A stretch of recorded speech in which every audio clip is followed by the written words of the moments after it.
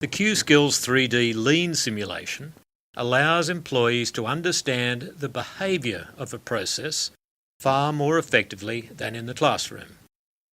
Work in progress, processing speeds or touch time, and variation can all be independently adjusted. The graph is currently showing idle processing waste. The process is not running at its full potential. If we go to the next screen, Little's law shows the relationship between work in progress, that is the number of men, throughput and cycle time.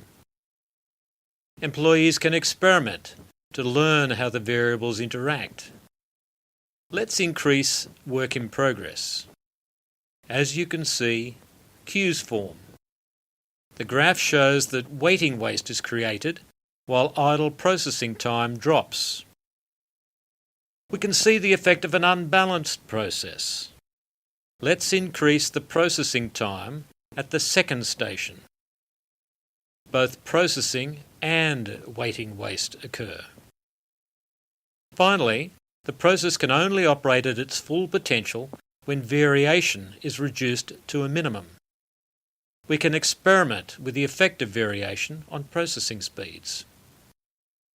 The Q-Skills3D lean simulation uses new technology to run in the browser.